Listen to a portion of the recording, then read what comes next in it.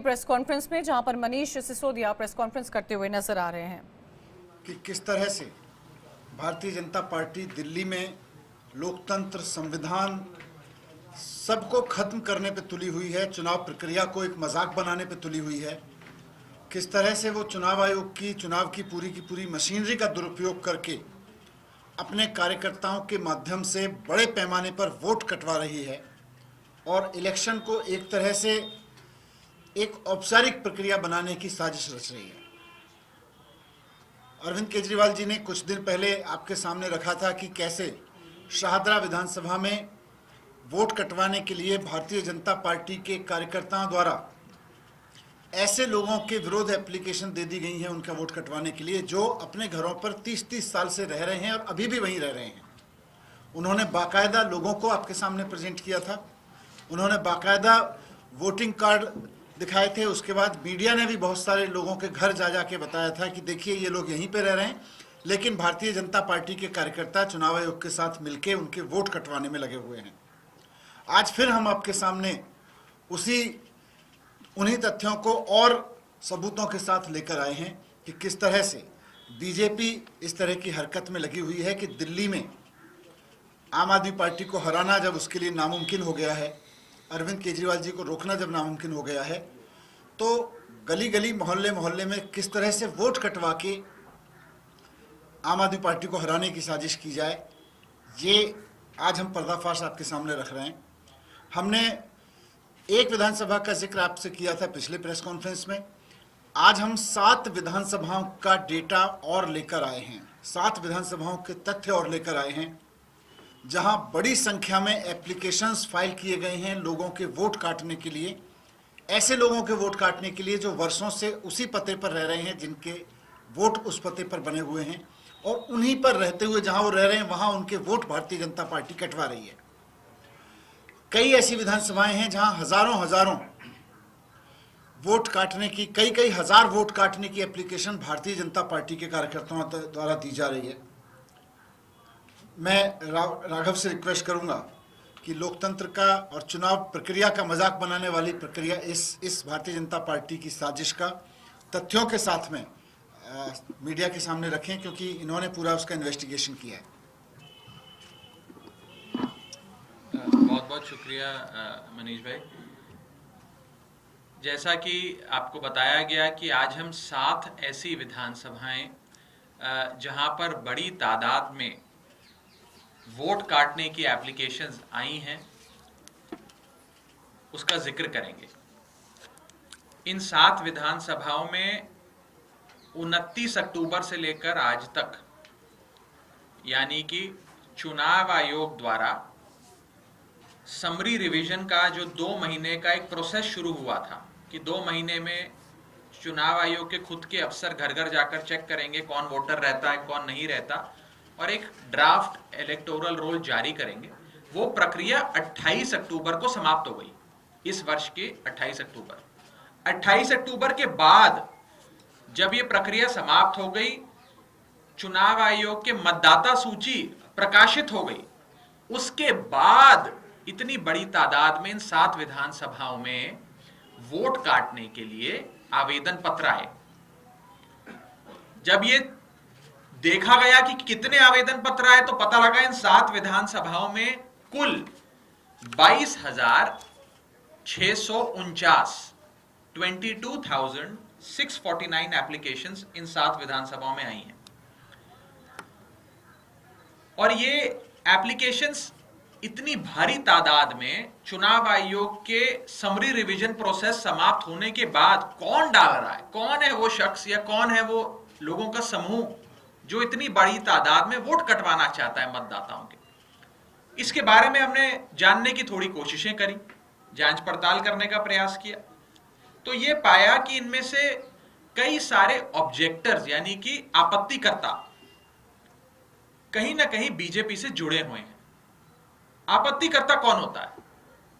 किसी का भी वोट काटने के लिए एक आवेदन पत्र चुनाव आयोग में दाखिल किया जाता है और वो एक आपत्तिकर्ता दाखिल करता है कि भाई मैं शिकायत करता या आपत्ति करता हूं, मैं चाहता हूं इस शख्स का वोट काटा जाए क्योंकि ये शख्स अब हमारे विधानसभा क्षेत्र में नहीं रहता या इनका देहांत हो गया है।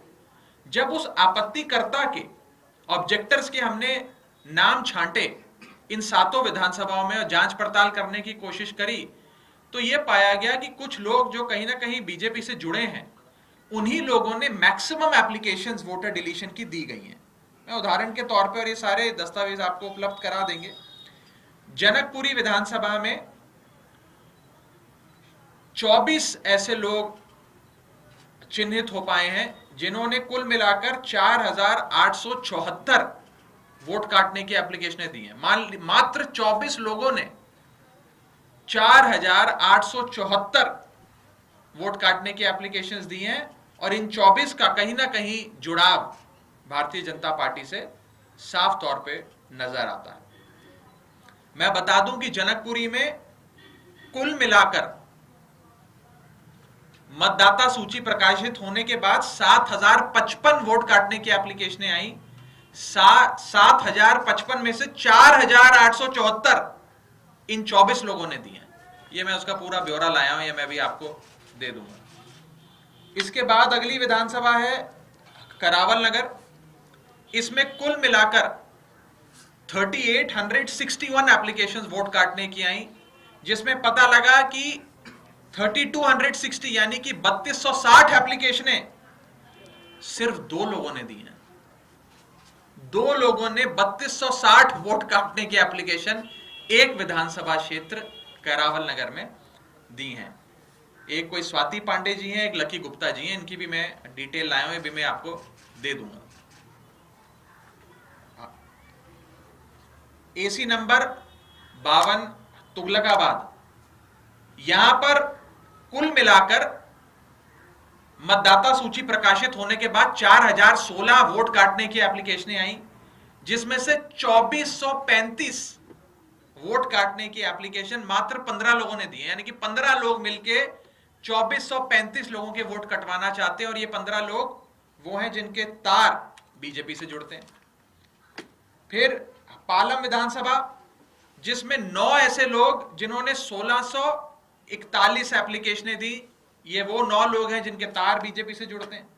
हरिनगर, जहां मात्र 4 लोगों ने 637 एप्लीकेशंस दी वोट काटने की। इन 4 लोगों के भी कहीं ना कहीं तार बीजेपी से जुड़ते हैं। मुस्तफाबाद, एक ही आदमी ने 534 वोट काटने की एप्लीकेशन दे दी है। एक आदमी एक विधानसभा क्षेत्र में 534 वोट कटवाने की एप्लीकेशन दे रहा है। राजकुमार नाम का ही शख्स है। और रजौरी गार्डन में 6 लोगों ने 571 वोट काटने की एप्लीकेशनें दी। कुल मिलाकर रजौरी गार्डन में 1297 एप्लीकेशंस आई, जिसमें से 571 एप्लीकेशंस इन 6 लोगों ने दी, जिनके नाम आज अभी हम सार्वजनिक करेंगे। इनके भी तार बीजेपी से जुड़ते हैं। हमने थोड़ी जांच पड़ताल करने की कोशिश करी कि ये लोग कौन हैं और जिनके बारे में हम कह रहे हैं जिनकी तार बीजेपी से जुड़ते हैं।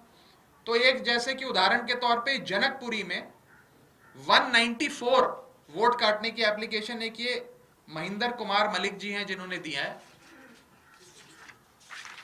ये बीजेपी के मेंबर हैं। ऐसे ही एक जनकपुरी में एक और हैं प्रिंस गर्ग जी, इन्होंने 50 एप्लीकेशन दी हैं। ये भी बीजेपी से जुड़े हुए हैं, उनकी मेंबरशिप डिटेल्स हैं। ऐसे ही जनकपुरी में एक और हरी शर्मा जी हैं, उनका भी ऐसा ही है। मुस्तफाबाद में मैंने जिन राजकुमार जी का जिक्र करा वो ये रहे बीजेपी के नेताओं के साथ। तो कहीं ना कहीं या तो वो बीजेपी से प्रत्यक्ष रूप से अप्रत्यक्ष रूप से जुड़े हुए हैं, उनके साथ काम कर रहे हैं, या तो उनके दफ्तर में पगार लेकर काम कर रहे हैं, या उनके समर्थक हैं, या उनके कार्यकर्ता हैं, उनके वर्कर हैं, या उनके ऑफिस बियरर हैं। ऐसे सारे लोगों का ब्यौरा सामने आया। समझ ये नहीं आता कि चुनाव 2 महीने बाद है, अब तो 2 महीने से भी कम रह गया। इतने चुनाव के पास आकर इतने बड़े स्तर पर वोट काटने की क्या जरूरत आन पड़ी? और ये जरूरत अभी जब इलेक्शन कमीशन ने खुद जोड़ने काटने का पूरा जो एक समरी रिवीजन का प्रोसेस था उसे हाल ही में जब समाप्त किया है, तो इतनी बड़ी तादाद में वोट काटने की क्या जरूरत आन पड़ी? जैसा कि मैंने बताया, इन 7 विधानसभाओं में 22,000 से ज्यादा मतदाताओं के वोट काटने के रिक्वेस्ट आ गई हैं, एप्लीकेशंस आ गई हैं। दूसरा, ये कौन लोग हैं जो इतनी बड़ी तादाद में वोट कटवाना चाहते हैं? मान लीजिए कि समरी रिवीजन प्रोसेस के बाद, मतदाता सूची प्रकाशित होने के बाद कोई ऐसा शख्स है जो दिल्ली छोड़ के चला गया, या ऐसा शख्स है जिसका देहांत हो गया, वो तो वैसे ही वोट डालने नहीं आएगा। तो ऐसा तो है नहीं कि वोट बढ़ेगा या घटेगा कि किसी एक राजनीतिक दल का। तो इतनी बड़ी तादाद में वोटरों का नाम वोटर लिस्ट से हटाने की प्रक्रिया क्यों करी जा रही है? बहुत बड़ा प्रश्न चिन्ह खड़ा होता है। दूसरा, इस बल्क डिलीशन के पीछे कौन लोग हैं? आज हमने थोड़े बहुत लोग तो आइडेंटिफाई करके आपके सामने रखे, लेकिन ये कौन लोग हैं जो इतनी बड़ी तादाद में बल्क डिलीशन करवाना चाह रहे हैं? जबकि चुनाव आयोग का अपना ये निर्धारित कानून है कि एक शख्स एक दिन में 10 से ज्यादा वोट काटने के लिए आवेदन पत्र नहीं दे सकता। फिर भी एक दिन में कई 100 आवेदन पत्र एक ही शख्स से लिए गए हैं वोट काटने के लिए। और हमारा अंत में एक महत्वपूर्ण सवाल कि कैसे आप वोट काटने की प्रक्रिया और राजनीतिक दलों को अंधेरे में रखकर कर सकते हैं। यदि किसी का वोट काटा जाए तो चुनाव आयोग का बीएलओ जो होता है, बूथ लेवल ऑफिसर, वो घर घर जाकर चेक करे कि आदमी वास्तव में वहां रहता है या नहीं रहता। और जब वे घर जाए हाउस टू हाउस वेरिफिकेशन के लिए, तो तमाम राजनीतिक दलों के प्रतिनिधि को, आम आदमी पार्टी के रिप्रेजेंटेटिव को भी अपने साथ लेके जाए, ताकि पारदर्शी तरीके से ये पूरी प्रक्रिया। मैं एक और चौंका देने वाला आंकड़ा आपके सामने रखना चाहता हूं, और इसकी जांच पड़ताल में चाहूंगा आप लोग करें। एसी नंबर 52 तुगलकाबाद विधानसभा क्षेत्र का लालकुआं इलाका है। मैं भी वहां से लोकसभा चुनाव लड़ चुका हूं, तो मुझे अंदाजा है उस इलाके का। लालकुआं इलाके में बूथ नंबर 117 है। उस बूथ नंबर 117 पे मतदाता सूची यानी कि वोटर लिस्ट के अनुसार 1337 वोट्स हैं, 1337।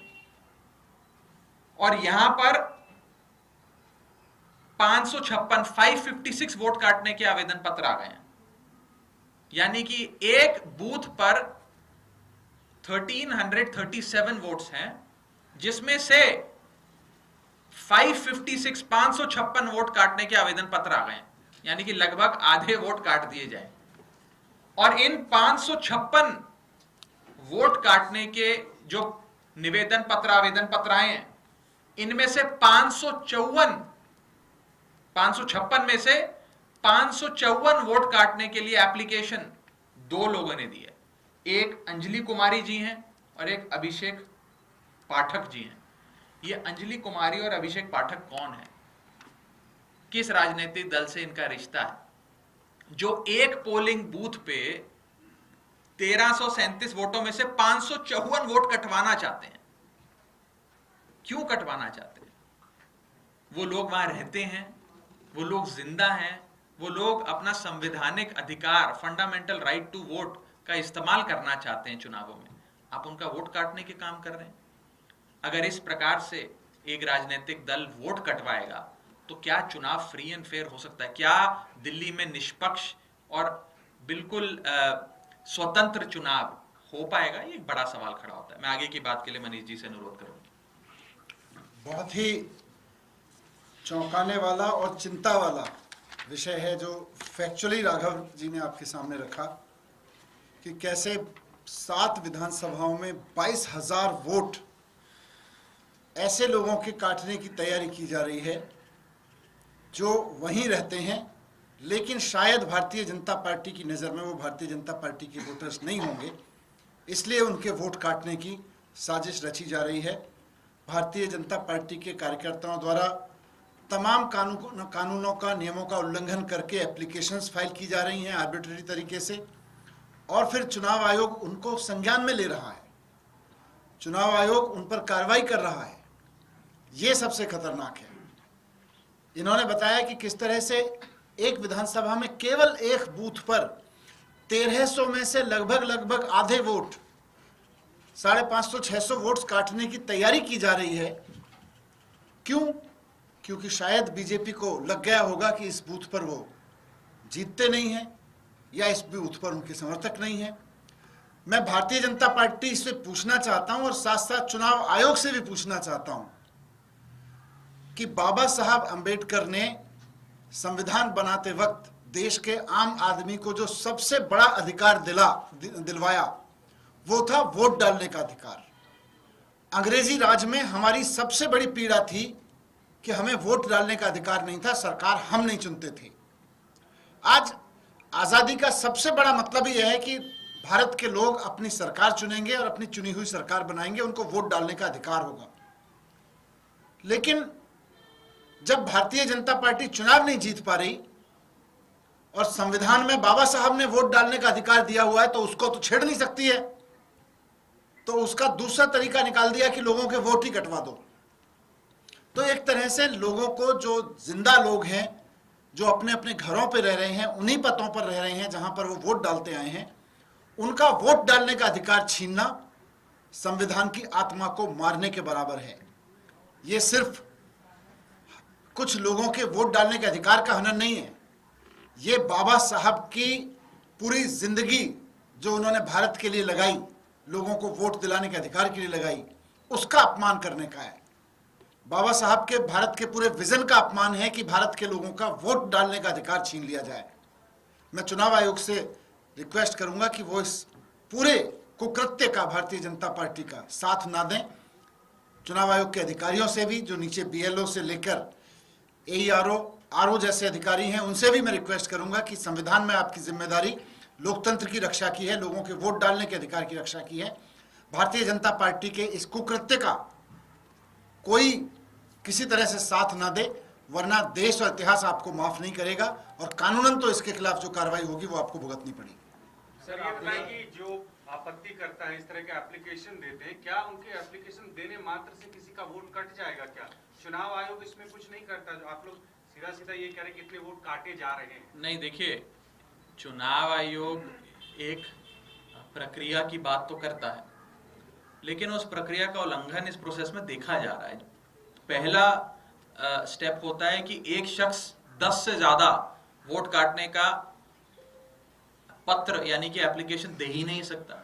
यहाँ तो मैं आपको दिखा रहा हूँ, एक शख्स ने 600, 700 आवेदन पत्र दिए हैं वोट काटने के, तो यही वायलेशन हो गया। दूसरा, ये जो पूरा प्रोसेस है ये अंधेरे में और तमाम राजनीतिक दलों को अंधेरे में रखकर किया जा रहा है। हमें तो कभी भी BLOs नहीं बुलाते कि आप हमारे साथ हाउस टू हाउस वेरिफिकेशन पे चलिए। हमें तो किसी हेयरिंग में नहीं बुलाया जा रहा कि इनके नाम काटेंगे, आप आइए, आप आपत्ति दर्ज कराइए। ये सब चोरी छुपे अंधेरे में हो रहा है, जो कि बहुत चिंताजनक है। आम आदमी पार्टी के द्वारा किसी के भी वोट काटने का कोई एप्लीकेशन नहीं दिया गया उनके कार्यकर्ताओं के द्वारा। देखिए, आम आदमी पार्टी का कोई औचित या कोई मैं कहूं बेसिस ही नहीं है ये देने का। वोट काटने की एप्लीकेशन अमूमन वो शख्स देता है जिसने अब उस इलाके में उस घर की रिहाइश छोड़ दी। मान लो मैं दिल्ली से लखनऊ शिफ्ट हो जाता हूं, तो मेरा जो निवास स्थान है वो बदल गया, तो मैं खुद या मेरा पड़ोसी वो आवेदन पत्र चुनाव आयोग में दर्ज करेगा कि इस नाम का शख्स अब दिल्ली नहीं रहता, ये दिल्ली से बाहर शिफ्ट हो गए। तो भाजपा पर आरोप